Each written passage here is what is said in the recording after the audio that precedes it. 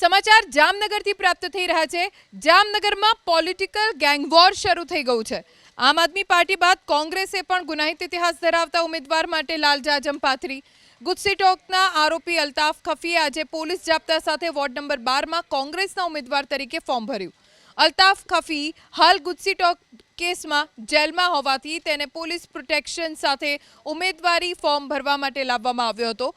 5 દિવસ અગાઉ જ અલ્તાફ ખફી વિરુદ્ધ ગુનો નોંધાયો। હત્યાના પ્રયાસના ગુનામાં હાલ અલ્તાફ ખફી જેલમાં છે।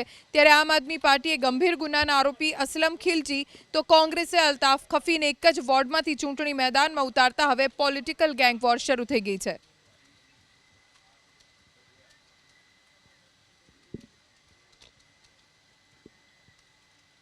જામનગરમાં પોલિટિકલ ગેંગવોર શરૂ થઈ ગયું છે। આમ આદમી પાર્ટી બાદ કોંગ્રેસે પણ ગુનાહિત ઇતિહાસ ધરાવતા ઉમેદવાર માટે લાલજાજમ પાથરી। ગુજસીટોકના આરોપી અલ્તાફ ખફીએ આજે પોલીસ જાપ્તા સાથે વોર્ડ નંબર 12 માં કોંગ્રેસના ઉમેદવાર તરીકે ફોર્મ ભર્યું। અલ્તાફ ખફી હાલ ગુજસીટોક કેસમાં જેલમાં હોવાથી તેને પોલીસ પ્રોટેક્શન સાથે ઉમેદવારી ફોર્મ ભરવા માટે લાવવામાં આવ્યો હતો। 5 દિવસ અગાઉ જ અલ્તાફ ખફી વિરુદ્ધ ગુનો નોંધાયો।